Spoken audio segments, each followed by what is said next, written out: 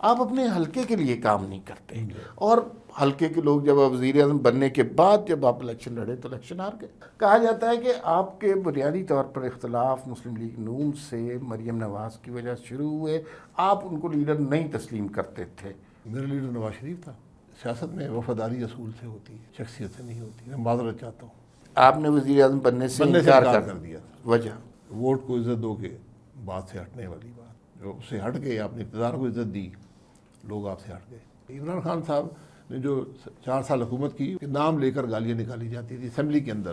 پورا علیحدگی پسندی بڑھتی جا رہی ہے، مارنگ بلوچ، ماحل بلوچ، یہ والے واقعات بڑھتے جا رہے ہیں، اس کا کیا سلوشن کرنا چاہیے؟ حقیقت کو تسلیم۔ خواجہ آصف صاحب کہہ رہے ہیں کہ یہ تو دشمن ہے، انہیں مار دینا چاہیے، آپریشن کرنا چاہیے۔ آپ کی جماعت گالم گلوچ نہیں کرتی، گالم گلوچ کے بغیر عوام پسند نہیں کر رہی ہے آج کل سیاستدانوں کو۔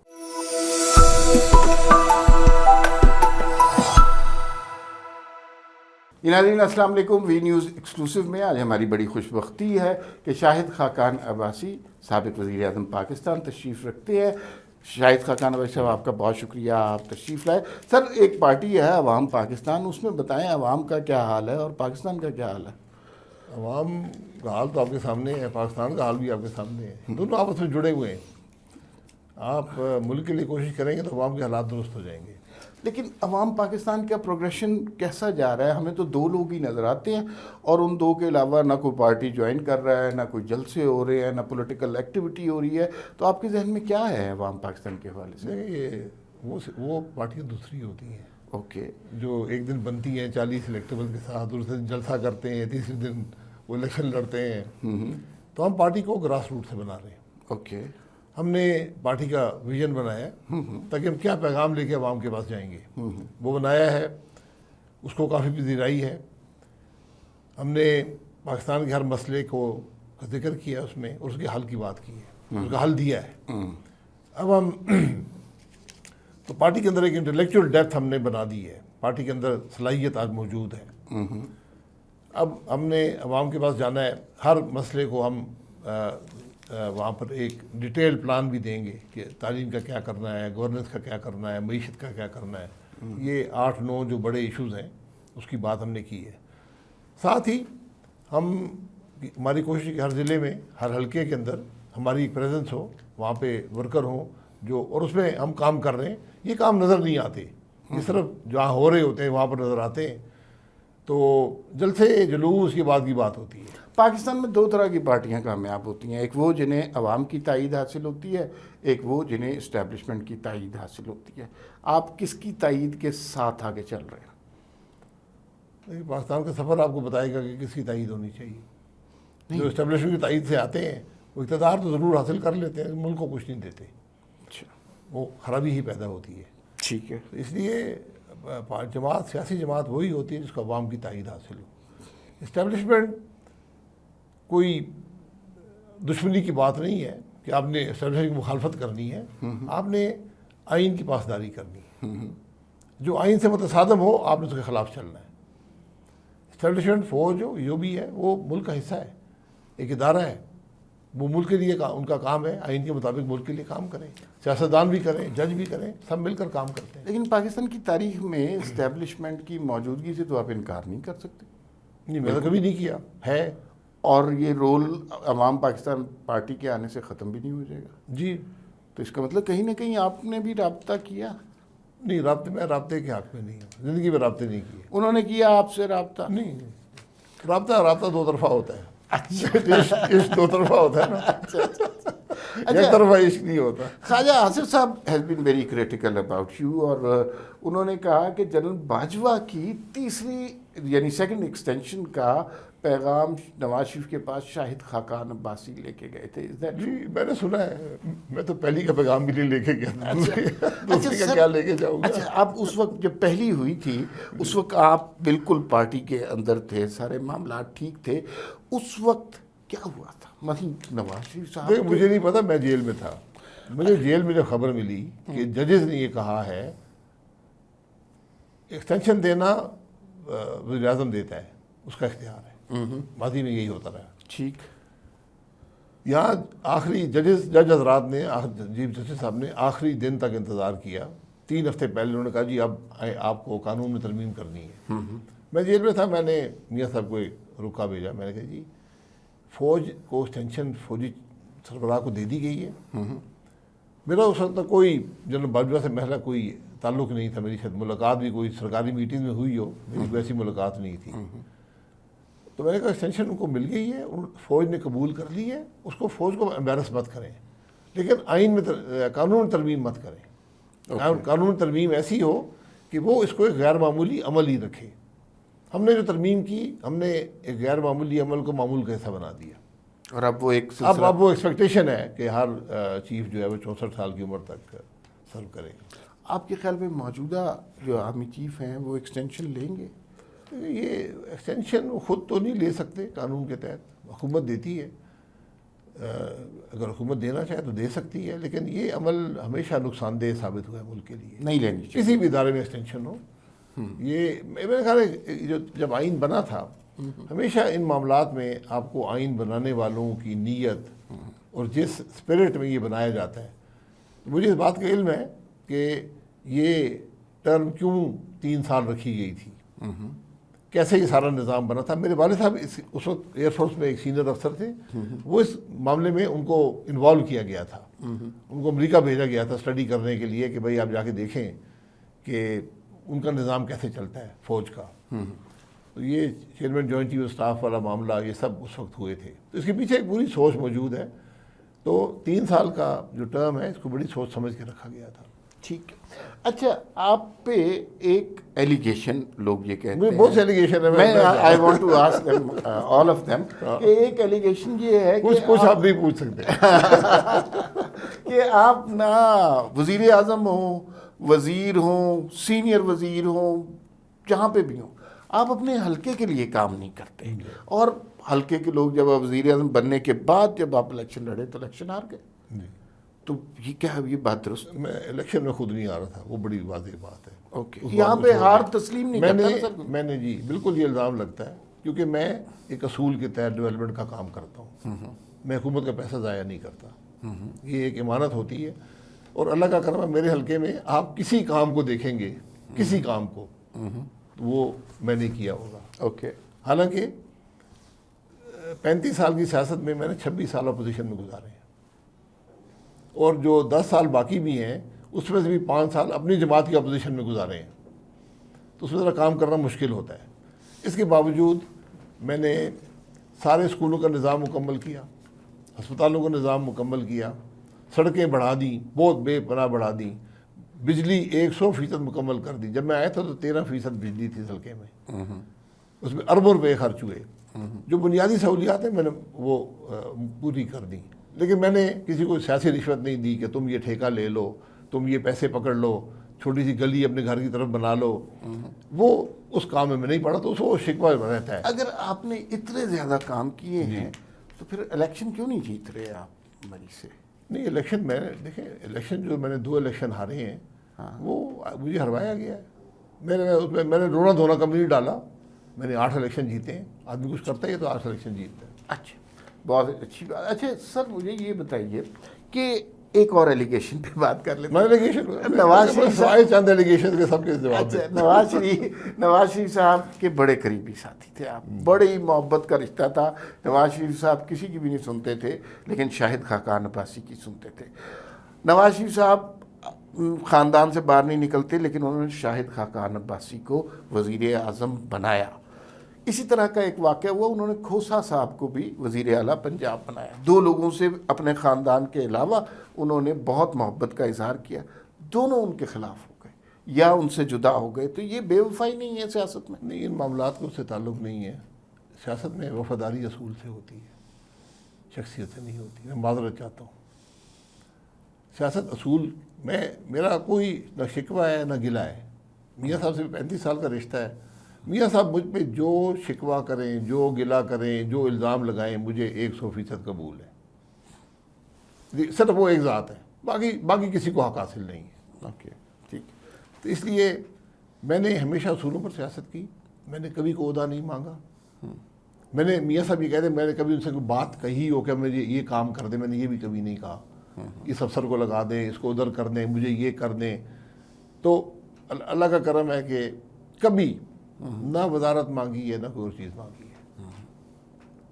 جب 26 سال کے بعد میں وزیر بنا ہوں, یہاں لوگ موجود ہیں 5 دفعہ وزیر بن چکے ہیں.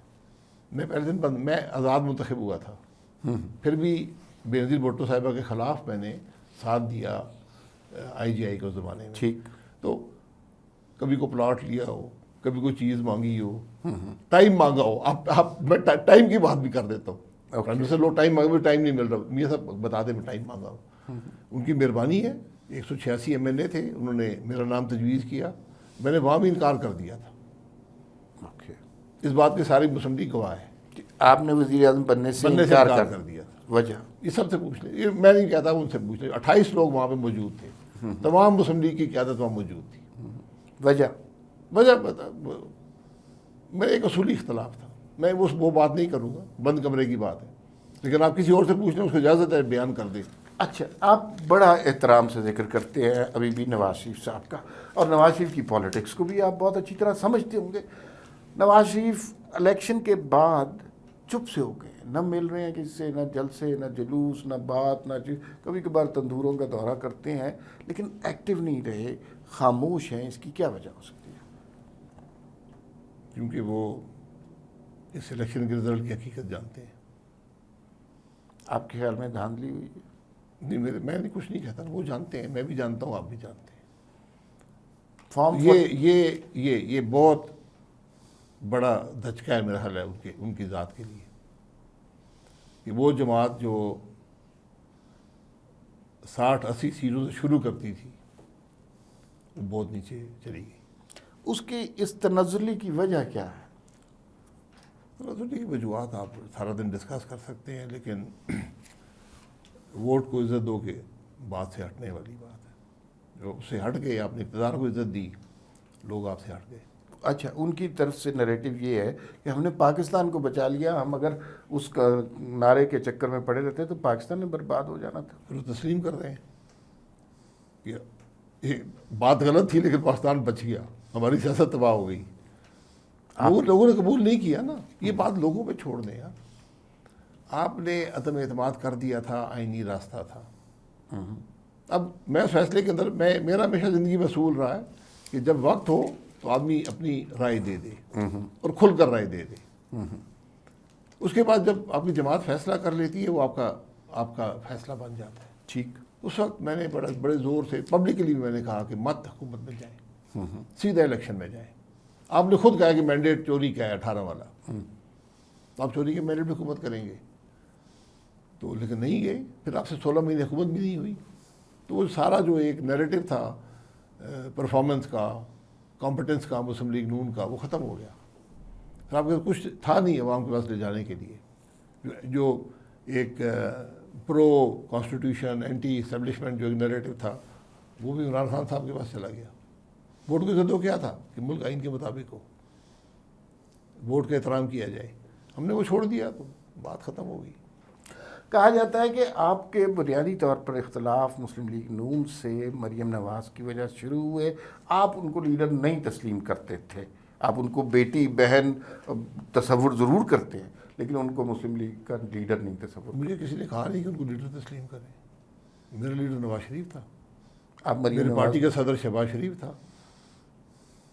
میں تو دوسری پوزیشن پہ تھا جماعت کے اندر.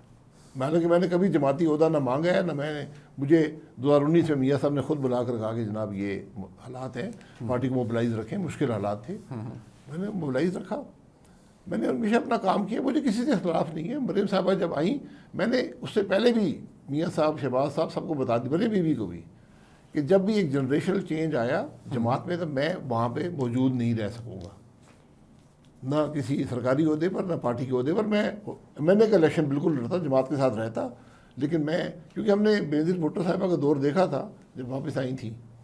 انکل سے وہ انکل والی بات جو, تو ہم انکل میں شمار ہوتے ہیں, لیکن ہمیں نہیں پتا تھا مریم بھی آئیں گی, حمدہ صاحب آئیں گے, لیکن ہمیں نظر آ رہا تھا کہ جنریشنل چینج آئے گا. تو میں نے پہلے ہی کہہ دیا تھا کہ یہ مناسب نہیں ہوگا, نہ ان کے لیے اچھا ہے نہ ہمارے لیے اچھا ہے. آپ نے اس بات کو منع کیا تھا؟ جی 2019 نہیں, منع نہیں کیا, یہ ان کا فیصلہ ہے. سجیشن تھی؟ نہیں, سجیشن نہیں دی.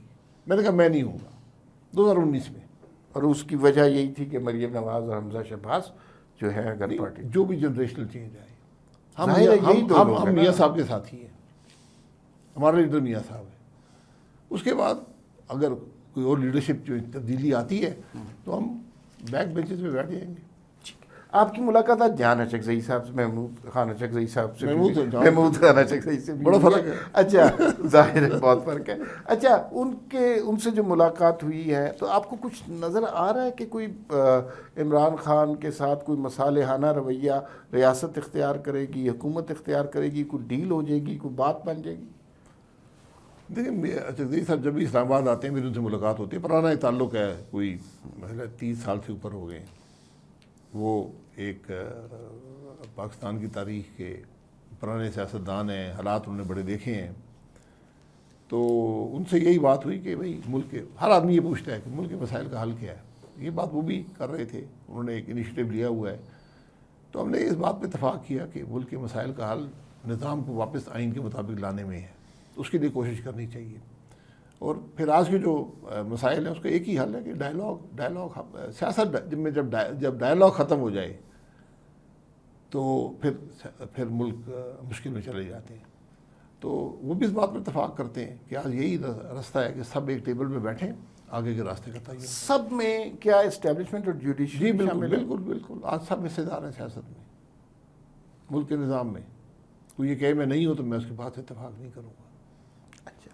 ہم نے پہلی دفعہ دیکھا کہ ایک پارٹی کا حکومت سے اختلاف نہیں ہے، ریاست سے ڈائریکٹ کلیش ہو رہا ہے اور حکومت اس میں ارریلیونٹ نظر آ رہی ہے، تو یہ کلیش کس طرح ختم ہو سکتا ہے؟ عمران خان سیدھا نام لیتے ہیں آرمی چیف کا، اور یہ بات درست نہیں ہے، میں اس بات سے اگری نہیں کرتا۔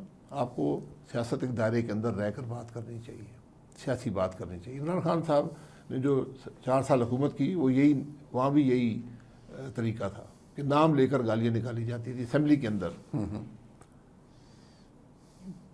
ملک کے اپوزیشن لیڈر بجٹ کی تقریر کر رہا تھا، سیکیورٹی کے اہلکاروں کے حصار میں 100 سے زیادہ وہاں سیکیورٹی اہلکار تھے، اور حکومت کے وزیر ٹیبلوں پر کھڑے ہو کر کتابیں مار رہے تھے، اور ہم نے پوچھا کیا مسئلہ کہ یعنی اوپر سے حکم آیا کہ یہ کام کرو، وہاں حکم دیا جاتا تھا فلانے کو گالی نکالو۔ تو آج اس طرح ملک نہیں چلے گا، آج سب کو اپنا رویہ بدلنا ہوگا۔ اب سب کو اپنی یہ سیاست جو ہے نا، سیاسی فائدے ایک طرف رکھنے ہوں گے، اپنے ادارے ایک طرف رکھنے ہوں گے، کرسیاں ایک طرف رکھنی ہوں گی، اور آگے کے راستے کا آج آپ عمران خان صاحب کو اس ملک کی ہر سیٹ دے دیں، آپ PMLN کو دے دیں، پیپلز پارٹی کو دے دیں، کچھ نہیں کر سکتے، کچھ بھی نہیں کر سکتے۔ نہ وہ صلاحیت ہے، نہ وہ سوچ ہے۔ اچھا، مسئلہ ول کا ہے، اسکل کا ہے؟ جی سب ہے، ول بھی ہے، اسکل بھی ہے۔ اچھا، یہ دونوں ان میں نہیں ہے، نہیں ہے۔ اچھا، ورنہ آج سب ہاتھ پیر مار رہے ہوتے ملک کے مسائل حل کرنے کے لیے اور آگے کے راستے کا تعین کرنے کے لیے۔ کچھ بنیادی موضوعات مسائل زیادہ خراب ہو رہے ہیں، بلوچستان کا مسئلہ زیادہ خراب ہو رہا ہے، گوادر کا مسئلہ زیادہ خراب ہو رہا ہے، علیحدگی پسندی بڑھتی جا رہی ہے، ماہرنگ بلوچ، ماہل بلوچ، یہ والے واقعات بڑھتے جا رہے ہیں، اس کا کیا سلوشن کرنا چاہیے؟ حقیقت کو تسلیم کریں۔ کیا تسلیم کریں؟ علیحدگی پسند کہہ رہے ہیں کہ ہمیں علیحدہ بلوچستان دے علیحدگی دیں؟ پسند کیوں کہہ رہے ہیں؟ اس ملک کے شہری ہیں، باہر سے آئے ہیں۔ شہری ہیں، وہ اس پاکستان میں کیا ہوا تھا؟ سبق ہے نا، سیاست کے سبق ہے۔ ان کے مسائل سنیں، ان کو سیاست میں حصہ دیں، لسٹیں مت بنائیں کہ کون جیتے گا بلوچستان میں، کون ہارے گا۔ اب پتہ ہے کہ وہاں پر آج وہاں سے MNA اور MPA جو ہے افغان نیشنل MNA اور MPA بنے، اس بات کا علم ہے آپ کو؟ جب آپ ان کو سیاست کرنے کا، ان کے نمائندگی کا موقع نہیں دیں گے، پھر یہ باتیں پیدا ہوتی ہیں، پھر نفرت پیدا ہوتی ہے، پھر نفاق پیدا ہوتا ہے، پھر علیحدگی پسند کی باتیں ہوتی ہیں۔ وہاں جو سردار ہے آج کیوں استعفیٰ دیا ہے مینگل صاحب نے؟ اس لیے کہ مینگل صاحب اپنے عوام کو فیس نہیں کر سکتے۔ یہ وہ پہلے بھی بات کرتے تھے کہ میں جو نوجوان ہیں مجھ سے سوال کرتے میرے پاس جواب نہیں ہوتا، تو وہ یہ کہتے ہیں کہ بھائی اب اگر نوجوان اٹھ کے پہاڑوں پہ چلا جائے گا مجھے بھی جانا پڑے گا۔ تو آپ ان کے مسائل سنیں، آج سب کی بات سنیں، لیکن ایک دوسرا بیانیہ یہ ہے کہ یہ جو علیحدگی پسند کی تحریک ہے اس کے اندر کچھ انٹرنیشنل پاورز شامل ہیں، اس میں بیرونی ممالک کا ایجنڈا شامل ہے، اس میں دشمن ممالک شامل ہے، اس میں ایران کا بھی انٹرسٹ ہے، اس میں انڈیا کا بھی انٹرسٹ ہے، افغانستان کی جانب سے بھی یہ کارروائی ہو رہی ہے۔ آپ کے خیال میں تو صرف ان کی محرومیاں بڑی جینون ہیں، لیکن یہ تو خواجہ آصف صاحب کہہ رہے ہیں کہ یہ تو دشمن ہے، انہیں مار دینا چاہیے، آپریشن کرنا چاہیے۔ یہ کریں نا، آپریشن کریں، لیکن ان کی وجوہات جو ہیں، ان کی جو شکوہ ہے، جو ان کی بات ہے، اس کو سنیں تو صحیح نا، وہ کیا کہہ رہے ہیں۔ جب آپ کا گھر کمزور ہوگا تو آپ کے دشمن آپ پہ حملہ آور ہوں گے، دشمنوں سے خیر کی توقع نہیں رکھنی چاہیے۔ اپنے گھر کو درست کریں، یہ آپ کے شہری ہیں، اگر وہ نظام کے خلاف جا رہے ہیں بغیر وجہ کے ان کے خلاف کارروائی کریں، لیکن ان کی بات سنیں تو صحیح نا۔ یہ بلوچستان کا مسئلہ پولیٹیکل ہے، سیکیورٹی ایشو اس پولیٹیکل نظام کی نفی سے پیدا ہوا ہے۔